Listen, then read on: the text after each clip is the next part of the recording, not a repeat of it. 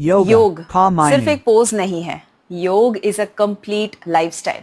इस योग डे पर चलिए समझते हैं असली योग का मतलब, अष्टांग योग, जिसमें है 8 पावरफुल स्टेप्स। यम, नियम, आसन, प्राणायाम, प्रत्याहार, ध्यान, धारणा और समाधि। योग का पहला स्टेप, ना आसन ना प्राणायाम, ये है यम यानी सोशल डिसिप्लिन। यम का मतलब होता है आपका व्यवहार दूसरों के साथ कैसा है। इसमें 5 चीजें आती है। पहला है अहिंसा, नॉन वायलेंस। आपके सोच, शब्द और एक्शन में कंपैशन होना जरूरी है। गुस्सा ना आना भी एक किस्म का योग है। दूसरा है सत्य, ट्रुथफुलनेस, जो है वही बोलना, बिना छिपाए, बिना किसी को दुख पहुंचाए। योग क्लैरिटी है, सिर्फ फ्लेक्सिबिलिटी नहीं। मैं बस 10 मिनट में ही पहुंच रहा हूं, जबकि आपको पता है कि आधा घंटा होने वाला है। इसे अवॉइड करना जरूरी है। तीसरा है अस्तया यानी नॉन स्टीलिंग।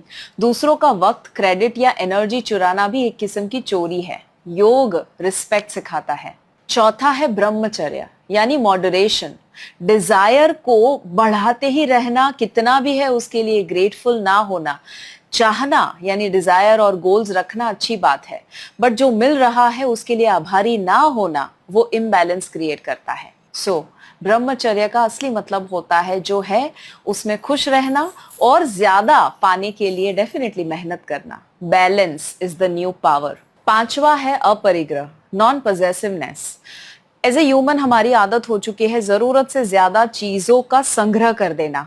डी क्लटर करना भी जरूरी होता है। जरूरत नहीं है तो वो जूते को, वो कपड़े को कहीं डोनेट कर देना। Yoga begins where attachment ends.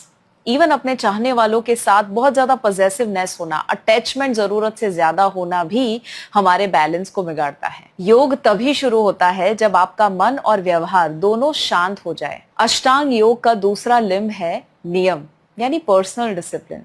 जब यम में हम दूसरों के साथ कैसे बिहेव करते हैं वो बात है, नियम हमारे खुद के साथ हम कैसा बिहेव करते हैं उसकी बात है, यानी अपने आप के साथ ईमानदारी रखना। दिस इज कॉल्ड नियम, पर्सनल डिसिप्लिन।